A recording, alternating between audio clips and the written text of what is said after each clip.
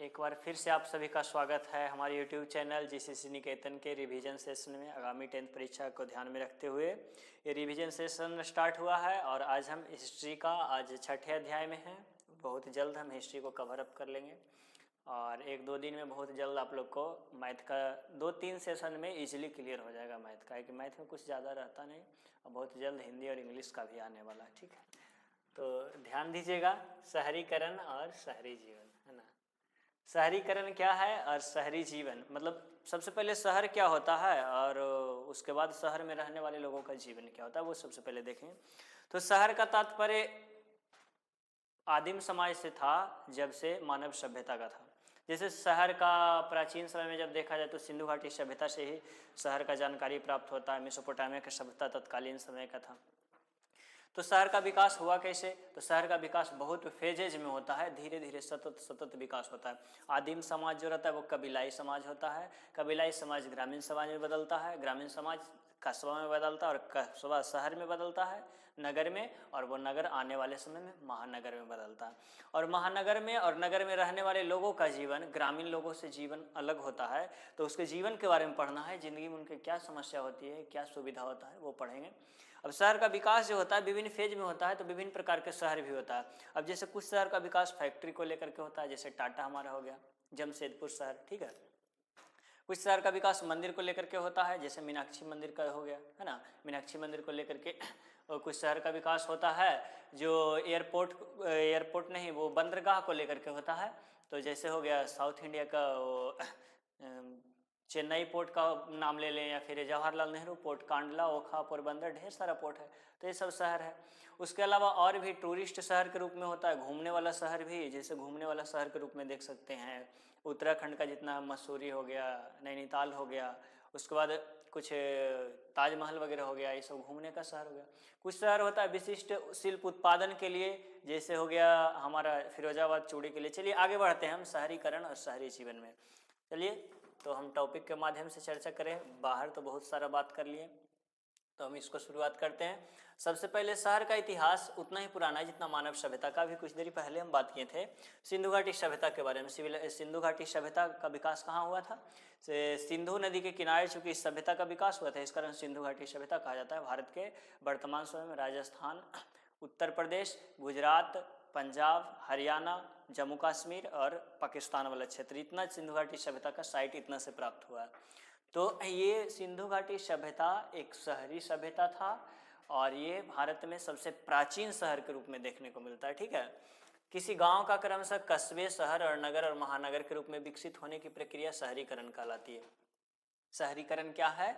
मतलब एक गांव का धीरे धीरे विकास की प्रक्रिया ही शहरीकरण कहलाता है। गांव का विकास किस रूप में होगा? तो गांव का विकास सबसे पहले कस्बा के रूप में होगा, कस्बा का विकास फिर नगर के रूप में होगा, नगर का विकास महानगर के रूप में। गांव में ज़्यादातर लोग प्राथमिक क्रियाकलाप से जुड़े रहते हैं, वही कस्बा का विकास होगा तो कस्बा में आधा लोग को कुछ प्राथमिक क्रियाकलाप से जुड़े रहते हैं और आधा लोग व्यापार व्यवस्था यानी कि तृतीय क्रियाकलाप से जुड़ते हैं। ठीक है, और नगर की बात करेंगे तो नगर में तीनों व्यवसाय, नगर के चारों तरफ जो ग्रामीण क्षेत्र यानी कि जहाँ खेत देखने को मिलेगा वहाँ प्राथमिक क्रियाकलाप होगा। नगर का कोर पॉइंट रहेगा, वहाँ तृतीय के क्षेत्र आर्थिक अर्थव्यवस्था का गतिविधि ज़्यादा देखेंगे, जैसे सेवा क्षेत्र का। और नगर का वैसा क्षेत्र जहाँ उद्योग है वहाँ द्वितीय क्षेत्र की गतिविधि देखेंगे। तो ये नगर का क्षेत्र देख सकते हैं आप वर्तमान समय में। तो आगे बढ़ते हैं हम इसी पॉइंट को देखते हुए। ठीक है, बहुत लंबी अब देखिए शहरीकरण की प्रक्रिया बहुत लंबी रही है। आधुनिक शहरीकरण का संबंध औद्योगिक क्रांति से है। अब देखिए शहरीकरण हम जितना इजी वे में बोल दिए उतना इजी वे में तो शहर का विकास होता नहीं। इसको शहर का विकास में सालों साल, सैकड़ों साल लग जाते हैं। ठीक है, जैसे जमशेदपुर शहर ही बना तो क्या रातों रात थोड़े ही शहर बस गया? फैक्ट्री बना, फैक्ट्री में काम करने के लिए मजदूर आने लगे, मजदूरों ने धीरे धीरे शहर का विकास कर दिया।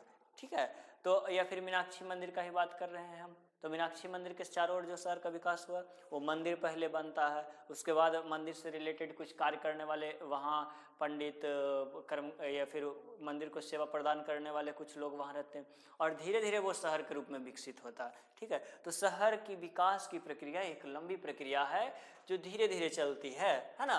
तो कुछ महत्वपूर्ण जानकारियाँ और भी देखते चलेंगे। संयुक्त राष्ट्र संघ की रिपोर्ट के अनुसार वर्तमान दुनिया में आधी आबादी शहरों में रह रही है और 2050 तक भारत की आधी आबादी महानगरों में निवास करेगी। संयुक्त राष्ट्र की रिपोर्ट है, उसमें बताया गया है कि अभी विश्व में जितना आबादी है उसमें से 50% शहर में निवास करती है और 2050 आते आते भारत का आबादी, जैसे कि कहा जाता है भारत एक नगरीय देश है, मतलब भारत में ज़्यादातर लोग गांव में ही निवास करते हैं, 75 के अप्रॉक्स में आबादी, और कृषि कार्य से जुड़ा हुआ है। तो 2050 तक अनुमान लगाया गया है कि भारत की आबादी भी लगभग 50% शहर में निवास करने लगेगी। 31% जनसंख्या शहर में निवास करती है। 2011 की जनगणना के मुताबिक भारत में 53 शहर हैं जिनकी आबादी 10 लाख से अधिक है। ठीक है, अब शहर और गांव में क्या अंतर होता है? तो बेसिक सा अंतर है, कुछ नहीं है। ग्रामीण अर्थव्यवस्था का बात करेंगे तो वो कृषि पर आधारित होता है। शहरी अर्थव्यवस्था जो होता है वो व्यापार और व्यवसाय पर आधारित होता है। गांव में प्राकृतिक सौंदर्य देखने को मिलता है, पर्वत, पहाड़, झरना, पेड़ पौधा, और वही शहर में कृत्रिम सौंदर्य देखने को मिलता है, कंक्रीट का जंगल देखने को मिलता है घर के रूप में, क्या। और उसके बाद गांव में आजीविका का साधन जो होता है वो कृषि होता है और शहर में विभिन्न प्रकार के क्रियाकलाप होते हैं, है ना। और उसके बाद ग्रामीण अर्थव्यवस्था, अगर गांव क्षेत्र को देखा जाए तो गांव में परिवहन सुविधा उतना नहीं होता है, लेकिन शहर में परिवहन सुविधा ज़्यादा होता है। तो ये बेनिफिट कुछ कुछ हो जाता है, परिवहन सुविधा ज़्यादा रहता है, कनेक्टिविटी, और गांव में परिवहन सुविधा उतना नहीं रहता है। शिक्षा व्यवस्था गांव में उतना प्रचलित नहीं रहता है, लेकिन शहर में शिक्षा व्यवस्था काफ़ी रहता है। इसी कारण आधुनिक समय में कुछ शहर का विकास इस कारण भी हुआ है कि वो शिक्षा का केंद्र था। प्राचीन समय में भी था, पाटलिपुत्र हमारा शिक्षा का केंद्र रहा, नालंदा यूनिवर्सिटी। तो नालंदा का विकास प्राचीन समय में हुआ होगा, जो किसके फेज में हुआ होगा? शहर विश्वविद्यालय के फेज में हुआ होगा। उसके बाद भागलपुर में भी हुआ है, विक्रमशिला विश्वविद्यालय। आगे बढ़ेंगे। अब देखिए, शहर का आकार गांव की अपेक्षा बड़ा होता है और जनसंख्या का घनत्व गांव में कम होता है और शहर में ज़्यादा होता है। मतलब कम जगह में लोग ज़्यादा निवास करते हैं शहर में, गांव में ज़्यादा क्षेत्र में कम लोग निवास करते हैं। ठीक है, गांव का वातावरण स्वच्छ और हरा भरा होता है, शहर का वातावरण प्रदूषित और हरियाली रहित होती है। गांव में कच्चे एवं छोटे मकान की बहुलता होती है और शहर में पक्के और ऊंचे मकान की बहुलता होती है। अब देखिए कस्बा, इसके बारे में हम बात कर लिए कि जहाँ शहर और गाँव दोनों की सभ्यता देखने को मिलती है, उसे कस्बा बोलते हैं। महानगर विशाल घनी आबादी वाला क्षेत्र होता है, नगर से भी विकसित रूप होता है, इसका क्षेत्रफल अत्यधिक होता है, उसी को महानगर बोलते हैं। इंग्लैंड में औद्योगिकरण युग का उदय। देखिए, इंग्लैंड से शहर के बारे में थोड़ा सा जानकारी हासिल करेंगे और यहीं से क्वेश्चन आता है कि इंग्लैंड शहर का विकास के बारे में बताएं। एक क्वेश्चन यहाँ बनेगा, सिर्फ ये चैप्टर से बस एक ही क्वेश्चन बनता है, और अगर एक आध क्वेश्चन और बनेगा तो हम नीचे कवर अप कर लेंगे, और ज़्यादातर ऑब्जेक्टिव क्वेश्चन इस चैप्टर से देखने को मिलता है। तो इंग्लैंड का विकास हुआ था वो भारत के अर्थव्यवस्था को चूज करके हुआ था, पहले भी हम बता चुके हैं। भारतीय अर्थव्यवस्था को एकदम खोखला कर देता है इंग्लैंड, तब वहाँ औद्योगिकरण की शुरुआत होती है। ठीक है, तो वहाँ औद्योगिकरण की जब शुरुआत होगी तो वहाँ भी उसी प्रकार का केस होगा कि लघु उद्योग कुटीर उद्योग बंद होगा और लघु उद्योग कुटीर उद्योग के जो मालिक थे वो बेरोजगार होंगे और वे काम की तलाश में शहर जाएंगे। इस केस में भी शहर का विकास होगा औद्योगिक शहर के रूप में, जैसे मैनचेस्टर शहर हो गया, लिवरपूल शहर हो गया, तो ये सब औद्योगिक शहर के रूप में विकास होता है। उसके अलावा इंग्लैंड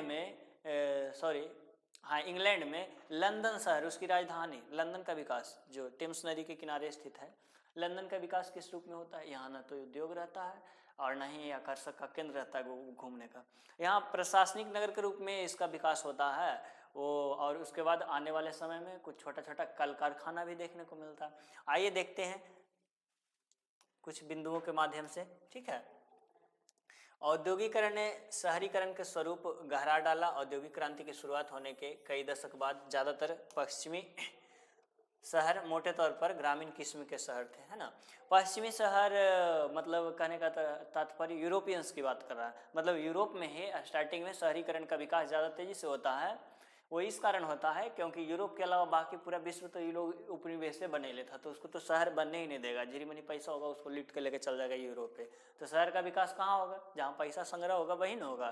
तो इंग्लैंड और यूरोप लूट करके ले गया, तो वहीं शहर का विकास होता है स्टार्टिंग में। देखिए, लीड्स और मैनचेस्टर जैसे प्रारंभिक औद्योगिक शहर 18वीं सदी और आखिरी में स्थापित किए गए। 1851 में मैनचेस्टर में रहने के 3/4 से ज़्यादा लोग ग्रामीण इलाके में प्रवासी मजदूर थे। मैनचेस्टर में जितने लोग रहते थे उसके 3/4 लोग ग्रामीण क्षेत्र से आए हुए मजदूर थे। और मैनचेस्टर एक ऐसा शहर था जो कपड़ा उद्योग के लिए ब्रिटेन में प्रसिद्ध था। ठीक है, कपड़ा उद्योग में मजदूर की आवश्यकता अधिक पड़ती है, इस कारण ग्रामीण क्षेत्र से लोग काम की तलाश में शहर की ओर आए थे। और मैनचेस्टर शहर का 3/4 से ज़्यादा जनसंख्या जो था वो ग्राम से आया हुआ जनसंख्या था। ठीक है, आगे बढ़ते हैं, उसी प्रकार से देखते हैं लंदन, है ना। लंदन 1750 में लंदन की जनसंख्या 6,75,000 थी। यहाँ इंग्लैंड वेल्स हर 9 में से एक आदमी निवास करता था, है ना। इंग्लैंड और वेल्स का हर 9 में से, वेल्स इंग्लैंड के नॉर्थ वाला क्षेत्र वाला है, उसी को वेल्स बोलते हैं। तो स्कॉटलैंड, वेल्स और इंग्लैंड 3 क्षेत्र में बटा हुआ है ब्रिटिश द्वीप। तो वही इंग्लैंड और स्कॉटलैंड वेल्स वाला क्षेत्र के लोग कहा जाता है कि हर 9 व्यक्ति में से एक आदमी वो या तो वेल्स का होता था या इंग्लैंड का होता था। ठीक है, 1810 से 80 के बीच केवल 70 सालों में लंदन की आबादी 10 लाख से बढ़कर 40 लाख हो चुकी थी। और लंदन में औद्योगिक कल कारखाने के अभाव था, इसके बावजूद भी लोग उसकी तरफ चुंबक की तरफ खींचा हुआ आ रहे थे। कारण क्या था जी? तो लंदन एक जहाज बनाने का स्थान था, इसके अलावा मुख्य रूप से वहाँ कुछ और भी उद्योग थे, जैसे देखिए परिधान, वस्त्र उद्योग, जूता उद्योग, लकड़ी व फर्नीचर उद्योग, धातु, इंजीनियरिंग उद्योग और उसके साथ ही साथ छपाई और स्टेशनरी उद्योग, चिकित्सा, शल्य चिकित्सा उपकरण, घड़ी उद्योग। तो ये सब छोटे तौर पर उद्योग लंदन शहर में लगता है, बाद में स्टार्टिंग में यहाँ प्रशासनिक रूप में गठन होता है लंदन शहर का। ठीक है, लंदन में अपराध की समस्या, अब देखिए शहरीकरण की समस्या है ये। तो लंदन में सबसे पहले शहरीकरण हुआ वहाँ ब्रिटेन में, तो अपराध की समस्या भी वहाँ तेजी से बढ़ेगा। तो वहाँ लंदन में अपराध की समस्या बढ़ते जाता है। और एक मजदूर, मतलब वहाँ एक प्रेस का रिपोर्ट आता है कि एक फैक्ट्री में काम करने वाला व्यक्ति से ज़्यादा वहाँ आपराधिक गतिविधि में काम करने वाला व्यक्ति पैसा अर्न कर लेता। तो वो कैसे अर्न करता होगा वो तो पता चलेगा, ये सब माफिया से ही, कि सुपारी लेकर के मारता होगा तो ये ना ज़्यादा पैसा अर्न करेगा भाई। तो ये था, और ये एग्जाम में ज़्यादा कुछ आता नहीं है। सीधा देख लेंगे कि जब जनसंख्या बढ़ती है किसी भी देश का तो वहाँ क्राइम भी, यानी कि अपराध की भी समस्या देखने को मिलती है। लंदन शहर का अपराध कैसे कंट्रोल करेगा? वहाँ की प्रशासनिक व्यवस्था को सुदृढ़ करता है और कुछ नहीं। आवास की भी समस्या होती है, तो समस्या एक तरफ दे देंगे कि जैसे लंदन से शहरीकरण की शुरुआत हुई तो वहाँ किस रूप में शहर का विकास हुआ? तो प्रशासनिक शहर के रूप में। वहाँ कुछ ज़्यादा कुछ घूमने का जगह था नहीं, लेकिन आने वाले समय में कुछ फैक्ट्री लग जाता है वहाँ, जैसे जूता का कारखाना, कपड़ा का कारखाना, घड़ी के पुर्जे बनाने का कारखाना, जहाज का कारखाना। तो ये सब छोटे छोटे कुछ उद्योग लग जाते हैं और जो जनसंख्या को और भी तेजी से खींचता है। ठीक है, लंदन आवास की समस्या, अब जब जनसंख्या ज़्यादा होगा तो आवास का समस्या होगा ही। तो यहाँ आवास की समस्या इस प्रकार था, देखिए टेनामेंट्स से पता चल जाएगा। टेनामेंट्स एक जगह है और इसके बारे में जानकारी से पता चल जाएगा।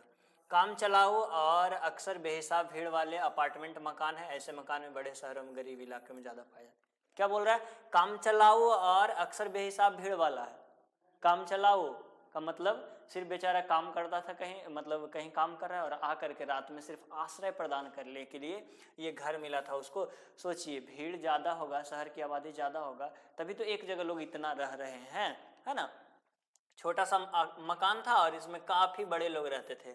आमतौर पर बड़े शहर में रहते थे ये सब मकान होता था जहाँ गरीब लोग निवास करते थे। वैसे गरीब लोग जिनको आवास की समस्या है और जो दैनिक दिहाड़ी मजदूर पर काम करते हैं और वो आवास को मतलब वो नहीं चाहते हैं। ऐसे तो बड़े बड़े शहर में रेंट पर भी रूम वगैरह मिलता है, किराए पर भी, लेकिन वो किराए अफोर्ड नहीं कर पाते हैं। वो इस कारण क्योंकि उनको अपना मतलब रोजी रोटी ही नहीं कमा पाएंगे सही से, तो वो क्या करेंगे? फ़ायदा फिर जब रेंट ले लेंगे तो ज़्यादातर पैसा उसी में खर्च हो जाएगा। तो ज़्यादा बचाने के चक्कर में वो इस क्षेत्र में रहा करते थे। इस कारण इस क्षेत्र में गंदगी, तो जनसंख्या, ये सब बढ़ते चला जाता और वही स्लम पद्धति उसी प्रकार का क्षेत्र था। ठीक है, परिवहन सुविधा का भी समस्या होता है यहाँ। जब ज़्यादा भीड़ भाड़ वाला क्षेत्र होगा तो गाड़ी मोटरसाइकिल ज़्यादा चलेगा तो प्रदूषण ज़्यादा होगा। तो उस शहर में परिवहन का जाम ज़्यादा लगता है। तो सरकार एक निकालती है, मतलब उस समय का नया टेक्निक्स ही था कि भूमि के नीचे भी ट्रेन चलेगा। अब आधुनिक समय में भले एक नॉर्मल बात हो गया, लेकिन प्राचीन समय में जब ये निकला होगा तो ये नया ही था ना। तो 10 जनवरी 1863 को इसका पहला भूमिगत रेल का उद्घाटन किया गया था लंदन में, दुनिया में, ठीक है। दुनिया की सबसे पहली भूमिगत रेल 10 जनवरी 1963 को उद्घाटन किया गया था। वो किस उद्देश्य से? इस सड़क पर भीड़ भाड़ कम होगा और लोग आसानी से एक जगह से दूसरी जगह ट्रेन के माध्यम से पहुंच जाएंगे, ठीक है ये। और अब देखिए वो जब शहर का विकास करेगा, कंस्ट्रक्शन का कार्य करेगा, तो कुछ घर और कुछ बस्तियां उजड़ेगी ही। तो वही बताया जा रहा है कि 900 घर गिरा दिए जाते थे, और मतलब बहुत सारा रेल, भूमिगत रेल लाइन को डिजाइन करने में बहुत सारे आवास की क्षति होती है, बहुत सारे गरीबों के घर उजड़ जाते हैं। तो शहर का विकास में ये सब समस्याएं होती है। शहर में सामाजिक बदलाव क्या हुआ? अब देखिए सामाजिक बदलाव में एक और देखिए, घेटो से क्लियर हो जाएगा कुछ। घेटो शब्द का प्रयोग मध्य यूरोपीय शहर में यहूदियों की बस्ती के लिए किया जाता था। वे बाकी समाज से अलग बस्तियों में रहते थे, उन्हें घेटो यानी दड़वा कहा जाता था। आज के संदर्भ में यह विशिष्ट धर्म, निर्जाति, जाति या समान पहचान वाले लोगों के साथ किया जाता है। घेटो शब्द मुख्य रूप से यहूदी के लिए प्रयोग होता था, और वर्तमान समय में इसका प्रयोग जो है वैसे दबे कुचले लोग के लिए किया जाता है, घेटो शब्द का प्रयोग, ठीक है। तो वैसे क्षेत्र जहाँ दबे कुचले लोग रहते हैं उनको घेटो कहा जाता है वर्तमान समय में, लेकिन पहले यहूदी के लिए प्रयोग किया जाता था। सामाजिक बदलाव क्या होगा जी? से महिलाओं को अधिकार मिलेगा, महिलाओं पुरुषों के समकक्ष खड़ी होती है, वही दिया हुआ है देखिए। 19वीं सदी में ज़्यादातर आंदोलन 40 वयस्क पुरुषों के लिए मताधिकार के पक्ष में चलाया गया, है ना। पुरुषों के समक्ष मताधिकार के पक्ष में चलाया गया, मतलब पुरुषों के बराबर अधिकार के लिए कौन आंदोलन चलाएगी? तो औरतें चलाएगी, ठीक है। औरतों के मताधिकार तथा विवाहित औरतों के लिए संपत्ति के अधिकार आदि आंदोलन के माध्यम से महिलाओं काफ़ी समय बाद जाकर राजनीतिक गतिविधियों में हिस्सा लेने को तैयार हो गई। मतलब ये लंबा संघर्ष चलता है, और ये काफ़ी लंबा संघर्ष के बाद इनको अधिकार मिलता है। और देखिए 1870 के दशक का ये समय था, ठीक है। अब औपनिवेशिक शहर बम्बई का विकास। तो बम्बई जो था वो 7 टापुओं में बसा हुआ क्षेत्र है, ठीक है। और बम्बई का कहानी एक नॉर्मल है कि इस पर पुर्तगाली सबसे पहले कब्जा करके रखा था, और पुर्तगाल की एक राजकुमारी थी, उसका नाम था कैथरीन। उसका शादी हो जाता है ब्रिटेन के राजा चार्ल्स द्वितीय से। तो चार्ल्स द्वितीय को पहले से ही दहेज प्रथा चलता था भाई, है ना। उसका सबूत यहाँ से भी देखने को मिलता है कि पूरा बम्बई को दहेज में दे देता है इंग्लैंड को। अब इंग्लैंड का राजा क्या करेगा बम्बई को? तो आएगा नहीं भारत रहने के लिए, तो वो दे देता है ईस्ट इंडिया कंपनी को वार्षिक शायद 10 पाउंड या 100 पाउंड वार्षिक पर दे देता है। ईस्ट इंडिया कंपनी, वहाँ से व्यापार करो और हमको इतना पैसा से साल भर में दे दो। अब देखो जमीन हमारा है, जमीन बम्बई किसका है? भारतीयों का है। और इसके साथ गेमिंग कौन कर रहा है? यूरोपियंस। पुर्तगाली दे रहा है ब्रिटेन को। तो यूरोपियंस में ये ब्रिटिश ईस्ट इंडिया कंपनी का एक कोठी की स्थापना बम्बई में होती है, और एक प्रेसिडेंसी के रूप में आगे चल के विकसित होता है। कलकत्ता प्रेसिडेंसी जीत करके हासिल किया था ये प्लासी युद्ध और बक्सर की लड़ाई जीत करके, और ये बम्बई प्रेसिडेंसी इसको दहेज में मिल जाता है। और मद्रास प्रेसिडेंसी में वही आंग्ल फ्रांसीसी युद्ध करके गेमिंग करके उधर मद्रास वाला क्षेत्र में अपना लेता है टीपू सुल्तान वगैरह से, ठीक है। तो ये औपनिवेशिक शहर भारत का था और कुछ नहीं, यही एक कहानी है। और ये पहले ही हम डिस्कस कर चुके हैं कि 1854 में बम्बई में पहले सफल सूती वस्त्र मिल की स्थापना हुई थी। इससे ज़्यादा कुछ है नहीं। बम्बई के किनारे को मैरीन ड्राइव है, वही ऑब्जेक्टिव में आता है, और बोल दिए, इससे ज़्यादा कुछ होगा ही नहीं कि मैरीन ड्राइव कहाँ है जी? बम्बई में है। हमारा गंगा के किनारे जो है वो मैरीन ड्राइव का एक नमूना बोल सकते हैं उसको। मैरीन ड्राइव का मतलब, मैरीन का मतलब होता है समुद्र, ड्राइव का मतलब उसके किनारे चलना, है ना। तो समुद्र है बिहार में क्या? नहीं, गंगा नदी है। तो गंगा नदी के किनारे हम लोग ड्राइव करते हैं, मैरीन के किनारे नहीं। मैरीन ड्राइव कहाँ बना था सबसे पहले? बम्बई में। चलिए आगे बढ़ते हैं, ठीक है। सिंगापुर शहर।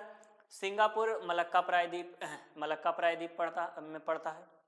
मलक्का प्रायद्वीप के एकदम जस्ट साउथ में पड़ता है, और मलक्का प्रायद्वीप और इंडोनेशिया के बीच में मलक्का जल संधि पड़ता है। और मलक्का जल संधि के द्वारा हिंद चीन क्षेत्र से जितना भी जहाज आता था, दक्षिण चीन सागर से जितना भी जहाज आता था भारत के क्षेत्र की तरफ, वो मलक्का जल संधि से होते हुए आता था। और मलक्का जल संधि के एकदम पॉइंट पर, यानी कि मलय प्रायद्वीप के साउथ वाला पॉइंट पर सिंगापुर शहर विकसित होता है एक बंदरगाह शहर के रूप में।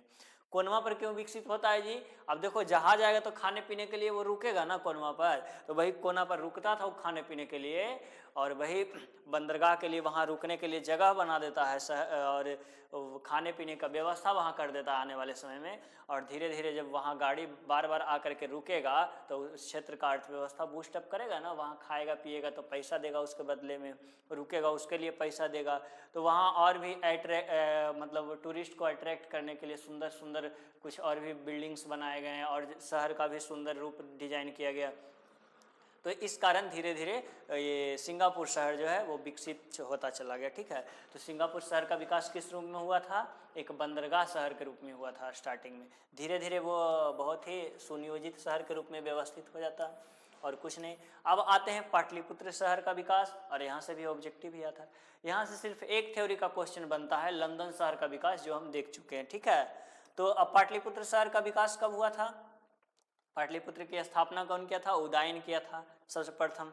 उदयन के पहले अजातशत्रु इसको खेमा के रूप में प्रयोग करता, मतलब सैनिक कार्रवाई करता था बज्जी पर गंगा के नॉर्थ में, तो यहाँ एक सैनिक छावनी के रूप में पाटलिपुत्र को प्रयोग करता है, लेकिन पाटलिपुत्र शहर का संस्थापक के रूप में उदयन जाना जाता है। ठीक है, अगर पाटलिपुत्र का संस्थापक कौन है तो उदयन आएगा। ठीक है, पटना शहर के आधुनिक पटना शहर के संस्थापक कौन रहता है? तो आधुनिक पटना शहर का संस्थापक शेरशाह सूरी है। पाटलिपुत्र का संस्थापक उदयन और पटना का संस्थापक शेरशाह सूरी। चलिए देखते हैं कुछ। अजातशत्रु के द्वारा सैनिक शिविर के रूप में प्रयोग किया गया था, बाद में यह मगध साम्राज्य की राजधानी बनता है, वही उदयन इसको राजधानी बनाता है।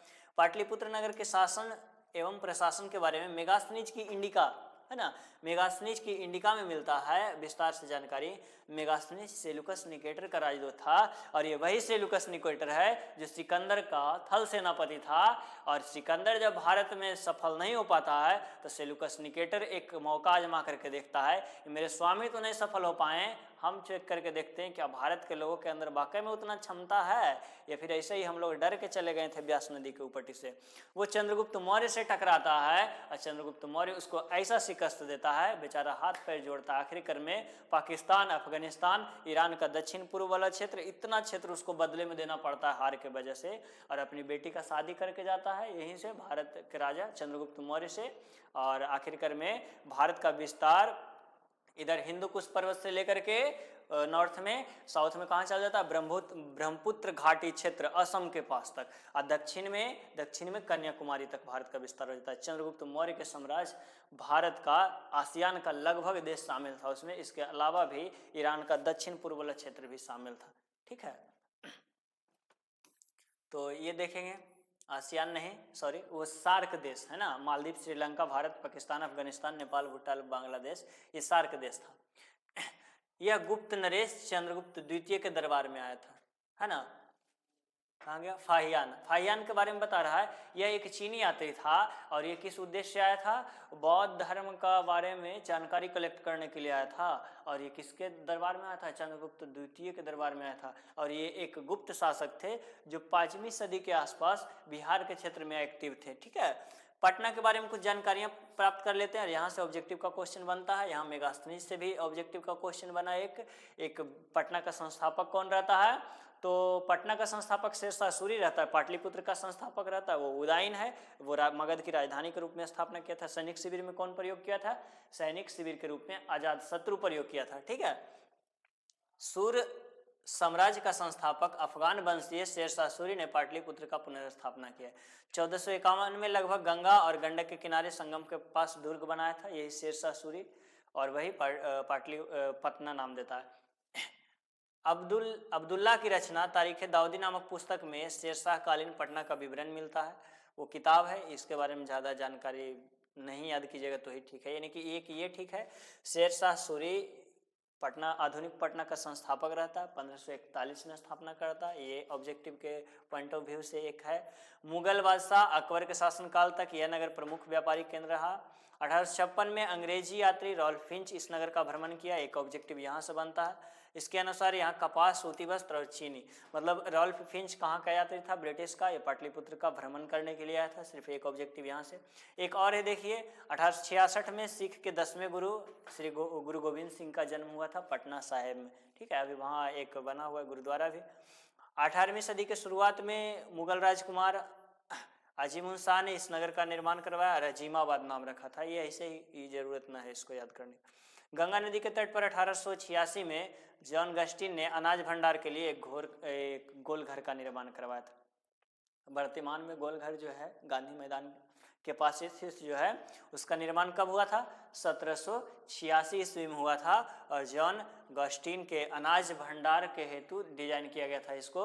कहा है कि बंगाल और बिहार वाले क्षेत्र में हमेशा अकाल पड़ते रहता था, तो चाहता था इसमें अनाज का भंडारण करके रखेंगे, तब अगर अकाल पड़ेगा तो अनाज बंटवाएंगे। लेकिन ये सिर्फ कहने का बात था। अकाल से लोग भूखे मरते चले गए, बंगाल की आधी आबादी साफ हो गई और ये गोल घर पूरा अनाज से भरा हुआ था। इसको चारों तरफ ब्रिटिश द्वारा सिक्योरिटी लगा दिया गया था। एक अनाज के दाना ने खाने देना है भारतीयों को। सोचिए हमारे देश का कितना शोषण करता था। हमारे किसान का अनाज था वो, और हमारे देश में वो ऐसे घेर करके रखा हुआ था कि इसको छूने तक नहीं दे रहा था, है ना, और वहाँ लोग भूखे मर रहे थे। तो ये स्थिति था भारत का। और ये स्थिति कौन किया था? सब ब्रिटिश सब किया था। किसके कारण किया था? अपने ही लोगों के कारण हुआ था ये सब स्थिति। 1911 में दिल्ली दरबार में बिहार को पृथक राज्य का दर्जा मिला और 1912 में बिहार एवं उड़ीसा बंगाल पृथक राज्य का दर्जा प्राप्त हुआ। यानी कि बिहार की स्थापना कब होती है? तो 1912, एक पॉइंट यहाँ से है। और 1911 में दिल्ली दरबार में बिहार को पृथक राज्य का दर्जा मिला, ये नहीं है। बिहार एक अलग प्रांत के रूप में कब आता है भारत में? तो 1912 में। उड़ीसा कब अलग होता है? तो 1936 में। झारखंड कब अलग होता है? तो 2000 में। ठीक है, तो ये 3 क्वेश्चन बनता है यहाँ से, तीनों याद रखेंगे। कहा कि पिछला बार 14 नवंबर 2000 को ये झारखंड अलग हुआ था, वो क्वेश्चन ऑब्जेक्टिव में दिया हुआ था। तो बिहार दिवस कब मनाया जाता है और किस उपलक्ष्य में मनाया जाता है? ये 1912 से जो विभाजन हुआ था ना, बिहार बंगाल से अलग हुआ था, उसी के उपलक्ष्य में बिहार दिवस मनाया जाता है। तो आई होप कि आप अगर फर्स्ट क्लास से रिवीजन करते जा रहे हैं तो आपको काफ़ी मदद मिला होगा, और ऐसे ही हमारे सेशन में आप बने रहेंगे तो आने वाले समय में भी आपको काफ़ी मदद मिलेगा। और मुझे लगता है कि मोस्टली क्वेश्चन आपसे इजीली सॉल्व हो जाएंगे, काहे कि आर्ट्स सब्जेक्ट नॉर्मल सब्जेक्ट है, कुछ है नहीं। तो वीडियो देखने के लिए धन्यवाद, और हमारे चैनल के साथ जुड़े रहेंगे। और अगर चाहते हैं कि वीडियो अच्छा लगा तो 1-2 दोस्त को शेयर भी कर दीजिए, ताकि विद्या बांटने से बढ़ती है, तो आपके विद्या का भी थोड़ा प्रसार हो जाए। धन्यवाद।